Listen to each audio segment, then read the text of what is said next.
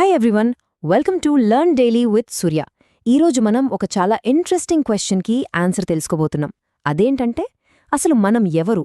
ఈ నేను అనే ఫీలింగ్ మనకెక్కడ్నుంచొస్తోంది? సోషియాలజీ ప్రకారం చూస్తే మన సెల్ఫ్ అనేది మన చుట్టూ ఉన్న సమాజం నుంచే రూపుదిద్దుకుంటుంది. మరి దాని గురించి ఈరోజు వివరంగా తెలుసుకుందాం. సరే, ముందుగా అసలు ఈ సెల్ఫ్ అంటే ఏంటో చూద్దాం. మనలో చాలామంది ఏమనుకుంటారంటే, మన వ్యక్తిత్వం, మన నేను అనే భావన మనతో పాటే పుడుతుందని. కానీ సోషియాలజీ ఏం చెప్తుందంటే, సెల్ఫ్ అనేది పుట్టుకతో వచ్చేది కాదు. అది మనం ఇతరులతో ఇంటరాక్ట్ అవ్వడం ద్వారా, వాళ్లతో కలిసి జీవించడం ద్వారా మెల్లమెల్లగా మనలో డెవలప్ అయ్యేదే. చాలా సింపుల్గా చెప్పాలంటే, సెల్ఫ్ అంటే మనల్ని మనం ఒక బయట వ్యక్తిలా చూసుకోగలగడం, మన ఆలోచనలు, మన ఫీలింగ్స్ గురించి మనమే ఆలోచించుకోగలగడం. ఈ స్కిల్ మనకు సమాజం నుంచే వస్తుంది. దీన్నే టెక్నికల్గా ఇంట్రోస్పెక్షన్ అని అంటారు. అంటే మన లోపలికి మనం తొంగి చూసుకోవడమన్నమాట. ఈ సెల్ఫ్కి కొన్ని ముఖ్యమైన లక్షణాలున్నాయి. మొదటిది, ఇది రీఫ్లెక్సివ్. అంటే అద్దంలో మనల్ని మనం ఎలా చూసుకుంటామో అలాగే మన ఆలోచనల గురించి మనమే ఆలోచించుకోగలం. రెండవది, ఇది ఒకేసారి సబ్జెక్ట్ మరియు ఆబ్జెక్ట్గా ఉంటుంది. అంటే ఆలోచించేది నేను, ఆ ఆలోచనలో ఉండేది నన్ను. మూడవది, ఇది పుట్టుకతో రాదు. ఇది సోషలైజేషన్ అనే ప్రాసెస్ ద్వారా, అంటే మన చుట్టూ ఉన్న సమాజం నుంచి మనం నేర్చుకుంటాం. ఇక ఫైనల్గా, దీనివల్లే మనం సెల్ఫ్ అసెస్మెంట్, అంటే మనల్ని మనం అంచనా వేసుకోగలుగుతాం. ఈ సెల్ఫ్ గురించి ఇంకా లోతుగా అర్థం చేసుకోవాలంటే మనం American sociologist George Herbert Mead theory గురించి ఖచ్చితంగా తెలుసుకోవాలి. ఆయన ప్రకారం మన సెల్ఫ్లో ఐ మరియు మీ అని రెండు భాగాలుంటాయి. మరి ఈ రెండిటి మధ్య తేడా ఏంటో ఇప్పుడు చూద్దాం. ఇక్కడ ఐకి మరియు మీకి మధ్య ఉన్న తేడాను గమనించండి. ఐ అనేది మనలోని స్పాంటేనియస్, ఇంపల్సివ్ పార్ట్. ఉదాహరణకి, క్లాస్లో ఉన్నప్పుడు సడన్గా ఒక జోక్ వేయాలనిపించడం ఐ. కానీ మీ అనేది మనలోని సోషల్ పార్ట్. అది వెంటనే అయ్యో టీచరేమనుకుంటారో, మిగతా స్టూడెంట్స్ నవ్వుతారేమో అని ఆలోచిస్తుంది. సో మీ అనేది సమాజం మనకు నేర్పిన రూల్స్, మన పాత అనుభవాల నుంచి ఏర్పడుతుంది. మన బ్రెయిన్లో ఈ ఐకి, మీకి మధ్య రోజంతా ఒక ఇంటర్నల్ డైలాగ్, ఒక డిబేట్ నడుస్తూనే ఉంటుంది. ఐ అంటుంది, చక్కగా వర్షంలో తడుద్దాం అని. కాని మీ వెంటనే, వద్దు జలుబు చేస్తుంది, రేపు ఆఫీస్కి వెళ్ళాలి కదా అని ఆపుతుంది. ఈ ఇద్దరి మధ్య జరిగే ఈ సంభాషణనే మనం థింకింగ్ ప్రాసెస్ అంటాం.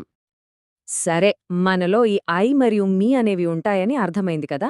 కానీ ఒక చిన్న పిల్లవాడిలో ఇది ఎలా డెవలప్ అవుతుంది? మీడ్ ప్రకారం ఇది 3 స్టేజెస్లో జరుగుతుంది. ఆ 3 దశలేంటో ఇప్పుడు చూద్దాం. ఈ 3 దశల పేర్లు the preparatory stage, the play stage మరియు ద గేమ్ స్టేజ్.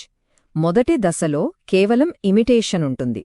రెండవ దశలో పిల్లలు ఇతరుల పాత్రలను పోషిస్తారు. ఇక మూడో దశలో వాళ్లు కాంప్లెక్స్ రూల్స్ని అర్థం చేసుకోవడం మొదలుపెడతారు. మనలో ప్రతి ఒక్కరం మన చిన్నతనంలో ఈ స్టేజెస్ దాటుకునే వస్తాం. మొదటది ప్రిపరేటరీ స్టేజ్. ఇది పుట్టినప్పటి నుండి సుమారు 3 సంవత్సరాల వరకు ఉంటుంది. ఈ స్టేజ్లో పిల్లలు కేవలం ఇమిటేట్ చేస్తారు. దానికి అర్థం తెలీదు. మనం నవ్వుతే వాళ్లు నవ్వుతారు, మనం చేయి ఊపితే వాళ్లు ఊపుతారు. ఇది కేవలం మిమిక్రీ. ఈ దశలో ఇంకా సెల్ఫ్ ఫామ్ అవ్వలేదు. రెండవది ప్లే స్టేజ్. ఇది సుమారు 3 నుండి 6 సంవత్సరాల మధ్య ఉంటుంది. ఇక్కడ పిల్లలు సిగ్నిఫికెంట్ అదర్స్, అంటే వాళ్ల జీవితంలో ముఖ్యమైన వాళ్ల పాత్రలను పోషించడం మొదలుపెడతారు. ఉదాహరణకి, డాక్టర్ పేషెంట్ ఆట ఆడటం లేదా అమ్మా నాన్నల నటించడం లాంటివి. అయితే వాళ్లు ఒకేసారి ఒక్కో పాత్రను మాత్రమే అర్థం చేసుకోగలరు. ఇక ఫైనల్ స్టేజ్, గేమ్ స్టేజ్. ఇది 6 ఏళ్ల తర్వాత మొదలవుతుంది. ఈ స్టేజ్లో పిల్లలు ఒకేసారి చాలా పాత్రలను అర్థం చేసుకోవడం నేర్చుకుంటారు.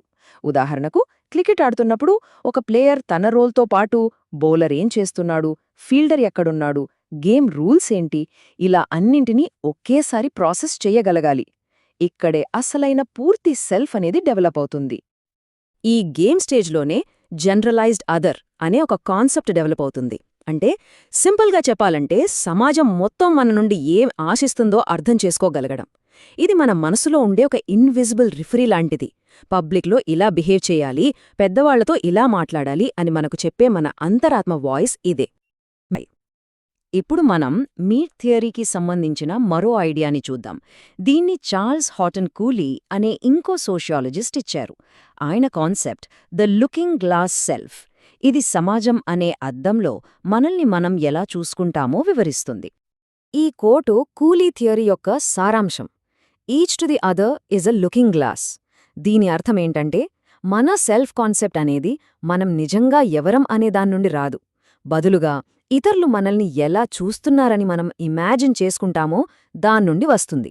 అంటే మనం ఇతరుల నుండి మనం గ్రహించిన అంచనాల ప్రతిబింబం మాత్రమే. కూలీ ఈ ప్రాసెస్ని 3 స్టెప్స్గా వివరించారు. First, we imagine our appearance to others. అంటే ఇతరుల కంటికి మనం ఎలా కనబడుతున్నామో ఊహించుకుంటాం.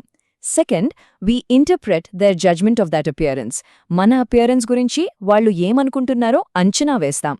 ఫైనలీ, ఆ అంచనా ఆధారంగా we develop our self concept. అంటే ప్రైడ్ లేదా షేమ్ లాంటి ఫీలింగ్స్ని మనలో మనం డెవలప్ చేసుకుంటాం. ఈ మొత్తం ప్రాసెస్ మన సెల్ఫ్ని షేప్ చేస్తుంది. ఒక చిన్న ఎగ్జాంపుల్ చూద్దాం. ఒక స్టూడెంట్ తన టీచర్ తనని ఇంటెలిజెంట్గా చూస్తారని ఇమాజిన్ చేసుకుంటాడు. ఆ తర్వాత టీచర్ తనను మెచ్చుకున్నప్పుడు దాన్ని తన నమ్మకానికి కన్ఫర్మేషన్గా ఇంటర్ప్రెట్ చేసుకుంటాడు. దాని రిజల్ట్ ఏంటి?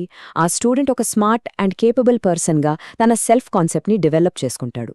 ఇది క్లాస్లో అతని ఫ్యూచర్ బిహేవియర్ని కూడా ఇన్ఫ్లుయెన్స్ చేస్తుంది. సో ఇక్కడ ముఖ్యమైన విషయం ఏంటంటే మన సెల్ఫ్ కాన్సెప్ట్ అనేది ఇతరులు నిజంగా ఏమనుకుంటున్నారు అనే దానిపై కాదు, వాళ్ళు ఏమనుకుంటున్నారని మనం అనుకుంటామో దానిపై ఆధారపడి ఉంటుంది. సరే, ఈరోజు మనం నేర్చుకున్న కీ పాయింట్స్ని ఒకసారి క్విక్లీగా చూద్దాం. మొదటిది, ద సెల్ఫ్ అనేది పుట్టుకతో వచ్చేది కాదు, అది ఒక సోషల్ ప్రోడక్ట్. రెండవది, మీడ్ మనకు 3 స్టేజెస్ ఆఫ్ డెవలప్మెంట్ని వివరించారు: ప్రిపరేటరీ, ప్లే మరియు గేమ్. మూడవది, మనలోని సెల్ఫ్ అనేది మన ఇంపల్సివ్ ఐ, కీ మరియు సోషల్ మీకి మధ్య జరిగే ఒక డైలాగ్. చివరిగా, కూలీ యొక్క లుకింగ్ గ్లాస్ సెల్ఫ్ థియరీ ప్రకారం ఇతరులు మనల్ని ఎలా చూస్తున్నారని మనం అనుకుంటామో దాని ఆధారంగానే మన ఐడెంటిటీని మనం నిర్మించుకుంటాం. Thank you. మరిన్ని వీడియోల కోసం లెర్న్ డైలీ విత్ సూర్యకి సబ్స్క్రైబ్ చేసుకోండి.